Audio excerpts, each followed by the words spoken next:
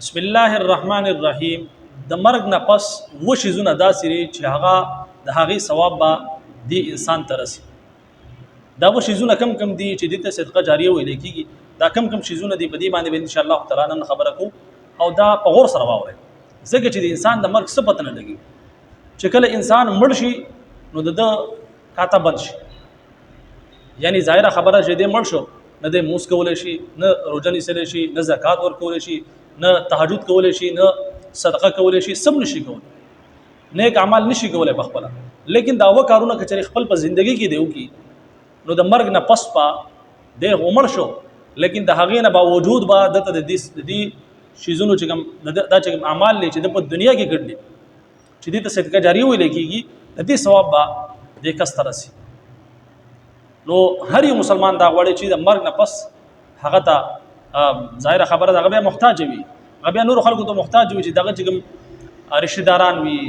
بچي وي، هغه ته چې کوم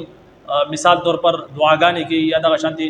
دغه بنم باندې صدقه خیرات وغیرہ کوي، د هغې ثواب هو ته رسي. لیکن نن سبا یو داسې دور چې انسان د دنیا نه لاړ یو څو ورځې ها هو، لیکن د هغې نه بعد بیا هر څه هېر شي. لیکن کچری خپل په زندگی کې تاسو دا و کارونه وکړو نو ان شاء الله تعالی د دې ثواب به تاسو ته دررسي. دا کم کم شیزونه دي په حدیث شریف کې راځي، نبی علیہ الصلوۃ والسلام فرمایي چې دا و شیزونه دا صدقه جاریه ده. دا کم کم دي. اول چاته علم زده کول، یعنی ستاسو سره د دین څومره علم دی. په حدیث شریف کې راځي بلغوا عني ولو آیه. هغه خلکو ته چې کوم خلکو ته علم نشته کچری تاسو ته یو آیات ول یاد دوی هغه خلکو ته ورسوي.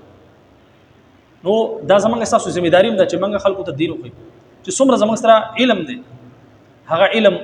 موږ نور خلکو ته وکړو. نو ظاهره خبره ده چې هغه بیا نور خلکو ته غوښنو هغه بیا صدقه جاری وي، بیا بخیته هغه خوريږي. یعنی د دنیا نه دا کس لاړ شي هغه علم چې د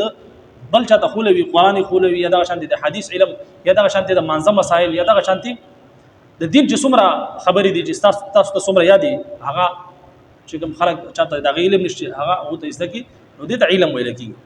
دیني علم. نو کچری تاسو بل چاته وخو چې تاسو رسوم را علم وي نو به تحقیق وي. ډېر چې کسان داسې چې هغه بس خبرې داسې چې هغه د قرآن او سنت نه ثابت نه وي، هغه سي اورېدي.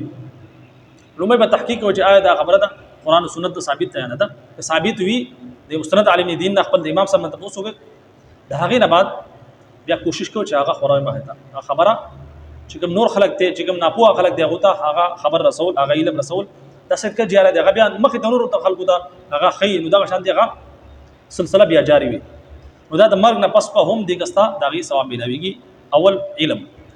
دویم نهر.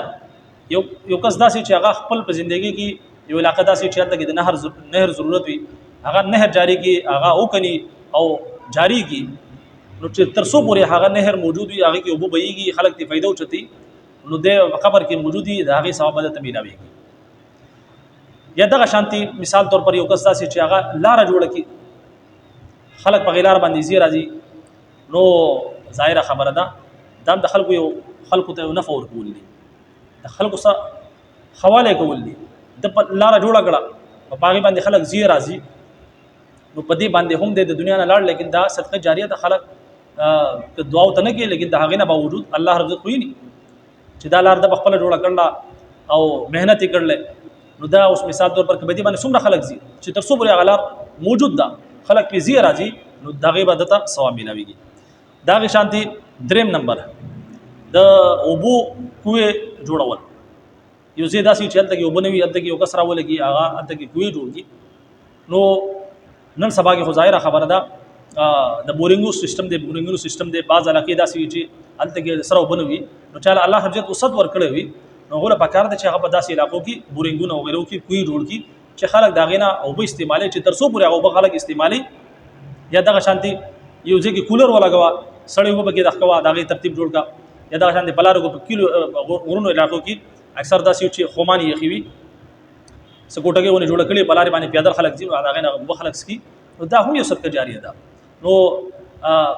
ټوټي ولګوي بلار کې، یا دغه شانتي کوې جوړ کې، یا دغه شانتي کولر ولګوي، یا دا شان بورینګ وګي، نو دا هم ټول په صدقه جاریه کې راځي، نو دې ثواب د مرګ نه پس هم ملاويږي. و سلورم نمبر په یوځای کې ونه لګول. حدیث شریف کې راځي چې یو کس ونه ولګي ظاهره خبره ده دونه خو بیا سو فائدې وي خلک دغه بصوري وکینی نو دغه په حواله سره هم غته ثواب ملوي یا دغه نه علاوه هغه ونه کچري پلدار وي دغه خپل خلک خوري هغه میوه خلک خوري نو چې تر څو پورې هغه ونه موجود وي خلک دغه سوري دلاندې کینی یا دغه میوه خوري نو دې کسته به دغه ثواب ملوي اټومیټک دې صدقه جاریه ویل کی دا شان دي 5 نمبر جمعه جوړول یو کس داسې چې هغه جمعه جوړ کی یا ظاهر خبره ده هر څړه دومره وسنده چې مکمل جمعه جوړ کی لیکن په جمعه کې خپل حصہ واچي چې تر څو پورې دا غسرہ وسعت وي یعنی هغه الله څومره اختیار ورکړي څومره مال ورکړي په هغه خپل د حیثیت مطابق په جمعه کې هغه پیسې ولګي ضروري نه چې پوره جمعه ته جوړي بلکې په جمعه خپل د وصف مطابق په جمعه کې هغه پیسې ولګي تر څو پورې جمعه قائم دي خلک به موضوع نه کوي نو اتوماتیکلی به دته ثواب ملایي دا صدقه جاریه ده د مرګ نه پس به هم دته ثواب ملایي دغه شانتي چې کوم کس قرآن مجید د ځان میراث جوړ یعنی قرآن مجید خپل وارث جوړ څنګه وارث جوړي مثال طور پر قرآن چاته زده کی په حدیث شریف کې راځي خیرکم من تعلم القرآن وعلمه پتا سو کې بهترین خلک هغه دي چې قرآن په خپل زده کی نور خلکو دی خو قرآن زده کی خلکو ته دا قرآن خدمت کولی دا د دې بذریعہ باندې تاسو قرآن خپل وارث جوړول شي یعنی تاسو چاته قرآن زده کو یو سورۃ خزده کو دو سورۃ خزده کو یو آیت خزده کو نو هغه چې بیا مخه ته نور څومره خلکو ته خي هغه کس نو یقیني طور پر دغه ثواب تاسو ته ملایي د هغه نه علاوه یو کس داسې چې هغه قرآن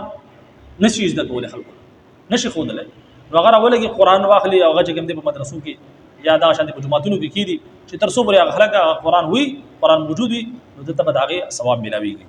دته صدقه جاری وي د مرګ نفس پر هم دته دې ثواب ملایويږي دغه شانتي ووم نمبر خپل د ځان د تو نه بعد یعنی د دنیا نه تو نه بعد خپل په